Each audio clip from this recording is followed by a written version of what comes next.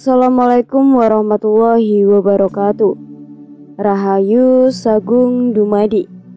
Kembali lagi di channel Babat Nusantara. Pada kesempatan kali ini saya akan menceritakan tentang sejarah para leluhur berguru di Nusantara kala itu. Tidak usah berlama-lama lagi, mari kita masuk ke ceritanya. Candi Ceto, suku, dan pendaftaran adalah 3 buah candi yang sampai hari ini masih diselimuti misteri besar. Contoh maupun suku berbentuk piramida terpenggal kedua pun sama-sama berada di lereng Gunung Lawu. Dalam jarak yang tidak terlalu jauh, sejumlah arkeologi Indonesia mengatakan bahwa Candi Ceto dan suku dibuat pada akhir zaman Majapahit di abad ke-15 Masehi. Jika benar demikian, keduanya tergolong masih muda dalam kacamata sejarah jika ini digolongkan dalam candi Hindu. Maka bentuknya yang tidak lazim seperti candi-candi Hindu lainnya di seluruh dunia serta menyimpan simbolisme yang aneh jika dibandingkan dari candi-candi Hindu lainnya. Menyentuh keanehan Candi Ceto, suku, dan juga penataran menarik perhatian dari Yayasan Turangga serta sebuah komunitas penyuka sejarah. Kebesaran Nusantara mereka membuat daftar beberapa kejanggalan seperti berikut ini. Pertama, bebatulan asal candi menurut perhitungan sejumlah arkeologi Ceto dibangun pada akhir zaman Majapahit di kala kekuasaan Prabu Brawijaya kelima. Namun, melihat bentuk fisik baik cetak maupun suku terbuat dari batuan kali yang dipahat dan disusun menjadi satu. Padahal candi-candi pada era Majapahit biasanya terbuat dari susunan batu bata. Karena di zaman Majapahit sudah dikenal luas produksi pembuatan batu bata dari tanah liat. Kemudian berbagai relief yang terdapat pada Candi Ceto dan suku tingkat pesisir dan kerapian pemanfaatnya masih sangat sederhana, seolah di kala itu belum ditemukan alat-alat pahat yang lebih modern dan ada tukang pahat yang terampil atau belum ditemukan teknik pahat yang lebih maju. Hal ini sangat berbeda dengan relief-relief di era Majapahit yang lebih detail dan rumit. Selanjutnya, bentuk beberapa patung tidak menggambarkan sosok orang Jawa yang ada pada masa itu, namun justru lebih menyerupai sosok orang Sumeria. Memang tidak semua patung seperti ini, karena ada banyak pula patung yang sosoknya mewakili orang Jawa pada masa itu. Walaupun bagaimanapun tetap saja dipertanyakan, mengapa ada patung-patung mirip orang Sumeriadi. Tempat ini mengemuka. Selain itu, pahatan wajah, bentuk mata, potongan rambut, pakaian serta perhiasan pada patung-patung di sini juga ada yang tidak mencerminkan model orang Jawa, melainkan bangsa Sumeria, Viking, Mayon, Romawi, dan Yunani. Kita ketahui jika sampai sekarang para sejarawan mengklaim jika peradaban Sumeria merupakan peradaban tertua yang pernah ditemukan ini. Ada pula patung orang Sumeria yang digambarkan dengan wajah memelas atau ketakutan, dengan posisi badan seperti orang yang menyerah atau takluk. Sekali lagi kita perhatikan patung yang patut diduga adalah sosok dari orang Sumeria yang berada di Candi Ceto, dengan sebuah relief yang berada di Montalban di Meksiko menunjukkan sebuah kemiripan pada kedua gambar ini. Sama-sama tergambar sosok yang sedang dalam ketakutan, takluk, dan menyembah atau menghormati. Salah satu contoh patung ini, telinganya tidak menggunakan sumping seperti orang Jawa kebanyakan, namun menggunakan anting-anting pada lengan tangan. Orang Jawa biasanya menggunakan kelat bahu seperti yang sekarang masih tersimpan di Museum Gajah Jakarta. Namun pada patung ini tidak pergelangan tangan orang Jawa.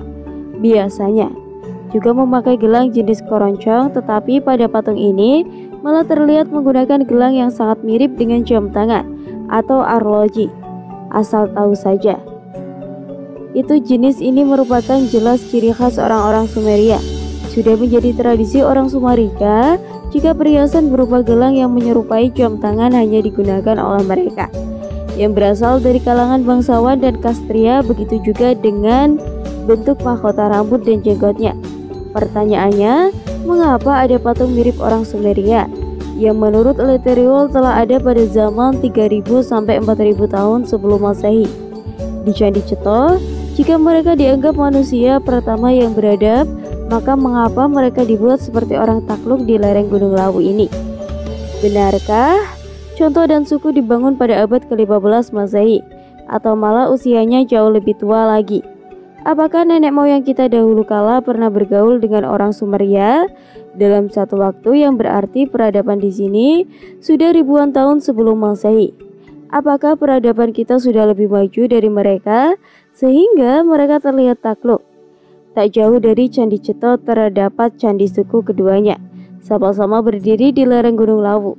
Suku lebih populer disebabkan bentuknya yang unik mirip dengan bangunan-bangunan piramida yang ada di Mesir Chichen Itza dan fenotip lain di Meksiko, serta cobaan di Honduras. Hanya saja ukurannya lebih kecil. Selain bentuknya, salah satu yang menarik di suku adalah patung berbadan manusia, namun memiliki sayap di depan patung ini. Kepalanya hilang, namun di belakang candi terdapat beberapa patung dengan sosok yang sama, namun kepalanya masih ada dan berbentuk kepala burung. Para arkeologi menganggap ini sebagai penjelmaan dari burung Garuda atau Zat. Ayo, boleh saja mereka menganggapnya demikian. Namun, dunia lebih mengenal simbol manusia bersayap dengan kepala burung sebagai Horus the Famous Bet Hanged, yang dari bangsa Yunani. Perhatikan juga kemiripan manusia berkepala burung. Pada gambar-gambar ini, di samping kiri adalah patung sosok Vazu yang terbuat dari batu hitam yang berasal dari Babilonia. Gambar di samping kanan adalah patung yang berasal dari peradaban Assyrian. Begitu juga gambar di bawahnya adalah lempengan pengguru berlapis emas yang juga berasal dari Assyrian. Hubungan apakah di masa lalu antara leluhur bangsa kita dengan bangsa Maya, bangsa Sumeria, Babilonia, Assyrian, dan spesies manusia berkepala burung? Kemudian kita lihat candi penataran di sini. Terdapat banyak relief, sebagian sosok yang seolah-olah takluk kepada yang berkuasa di candi penataran. Sebagian relief sudah rusak, namun untungnya beberapa bagian masih dapat dikenal pada relief ini. Terlihat ada 3 orang di belakang orang yang sedang duduk, dan di depannya ada 2 orang yang sedang menyembah. Kalau diperhatikan dengan jeli, orang yang paling kira seperti orang yang berpakaian dari suku bangsa Han atau China. Lalu di depannya mirip orang yang tergambar di Angkor Wat, bangsa Champa, dan di depannya lagi mirip orang dari suku Maya, Inka, atau cobaan yang berasal dari Amerika. Sedangkan salah satu yang berjolok di depan paling kanan terlihat orang yang bertutup kepala, seperti orang Yahudi. Dari gambar ini bisa diperkirakan yang disembah adalah yang duduk, sementara 3 orang yang berdiri di belakang yang duduk adalah pengawalnya. Kemudian dari kedua gambar ini terlihat ada 2 relief yang seperti menggunakan peci. Pakaian seperti ini bisa kita temui di daerah Turki, India, sampai dengan Pakistan. Relief ini mirip dengan orang dari Timur Tengah. Patung sosok seperti perempuan ini adalah orang dari Babylon dan Sumeria. Kita lanjut pada relief yang terlihat pada 3 orang yang bukan berpakaian ala kerajaan kita. Posisi mereka menyembah dan duduk di bawah sepintas dari cara berpakaiannya mirip orang Mesir. Jadi siapakah mereka dan sedang apa di sana? Setelah dicermati dengan lebih jelas, relief ini diperkirakan ada gambaran dari 3 orang wanita. Karena tidak berjenggot kalau dianggap wanita Jepang maupun Korea, ada ketidaksamaan yang terletak di model tutupan rambut. Dan apabila dikatakan mirip korban dari India, maka biasanya yang menggunakan adalah laki-laki dan selalu digambarkan berjenggot. Pada gambar ini terlihat relief seorang putri dengan rambutnya yang agak bergelombang, yang merupakan ciri khas dari putra-putri di Romawi. Pada relief yang berada di tingkat 2 bangunan si tinggil candi penataran sangat jelas menunjukkan penaklukan suatu bangsa yang mirip dengan bangsa India. Leluhur Nusantara berhasil mengambil alih salah satu kereta berkuda dan memanah ke arah lawan. Kemudian leluhur Nusantara berhasil menusuk panglima dari bangsa Indian. Dari benua Amerika, suku Indian melakukan penembahan pasukan untuk menyerang leluhur Nusantara ini. terlihat bala bantuan India yang berburu-buru dan berlari menuju ke medan perang dengan mengajak serta kekuasaan pasukan gajah. Sesaat setelah berhasil dikuasai, salah satu nenek moyang kita dinobatkan menjadi adipati. Di sana terdapat gambar pohon kaktus, dan pohon ini asli dari benua Amerika. Bangsa India digambarkan mempunyai sejenis pasukan gajah, dan gajah tersebut seperti gajah sekarang tidak menyerupai momot relief gajah biasa kita temukan di daerah Chopin Hendrut. Sejenis dengan yang digambarkan leluhur kita di Candi Penantan dan bukti relief gajah dan kaktus. Maka dapat diperkirakan bangsa yang ditaklukkan leluhur kita adalah bangsa Maya dari kerajaan cobaan yang sekarang terletak di negara Honduras. Menurut para ahli di Amerika, gajah sudah punah 6.500 tahun yang lalu. Pertanyaannya adalah, apakah leluhur kita sudah punya peradaban di 6.500 tahun yang lalu? Sementara pada gambar di kanan adalah sosok prajurit bangsa Maya dari kerajaan Chopin yang sekarang terletak di Honduras. Pada satu sisi di bagian bawah, dari setingdik di Candi Penantaran terdapat relief raksasa yang ada kesamaannya pada patung-patung dan topeng rangga di Bali.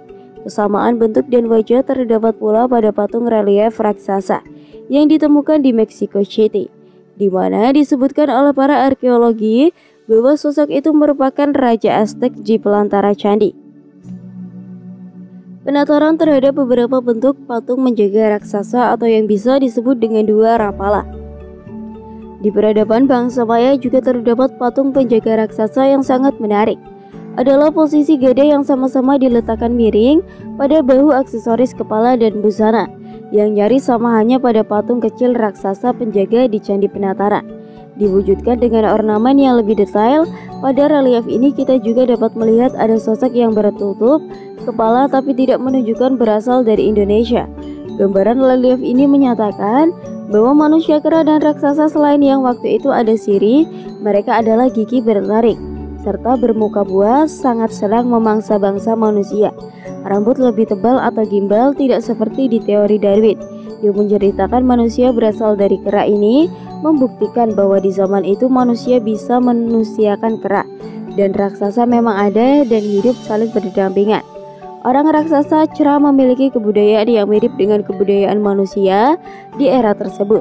Gambar relief ini menunjukkan sosok manusia kera yang berdiri tegak, ciri-ciri kerang terdapat pada ekornya yang menjulang ke atas. Namun tangan dan telapak kakinya sudah mirip dengan manusia. Mereka juga menggunakan perhiasan yang mirip dengan manusia di waktu itu, sehingga dapat disimpulkan bahwa manusia kera yang berdiri tegak memang ada, merupakan spesies yang berada dari manusia. Kemungkinan besar bangsa mereka sudah punah karena kalah dominisial. Wilayah dengan bangsa manusia pada zaman berdirinya Candi Penataran dapat disimpulkan bahwa telah ada 3 jenis spesial yang sudah mempunyai peradaban, yaitu bangsa manusia, bangsa raksasa, dan bangsa manusia kera yang berdiri tegak dalam tata cara kematian manusia pada zaman dahulu. Kalau meninggal akan dibakar menjadi abu sehingga fosilnya tidak akan ditemukan, jadi dapat diperkirakan fosil manusia kera yang berdiri tegak bukanlah bangsa manusia. Begitu juga fosil seperti manusia yang bertaring bertubuh tinggi juga bukan merupakan ras yang menurunkan manusia di masa sekarang, bukan di Indonesia. Cukup sekian cerita yang dapat saya sampaikan. Mohon maaf apabila ada salah kata maupun pengucapan kata yang kurang tepat. Tetap dukung channel Babat Nusantara dengan cara like, komen, dan subscribe. Saya pamit. Rahayu, Rahayu.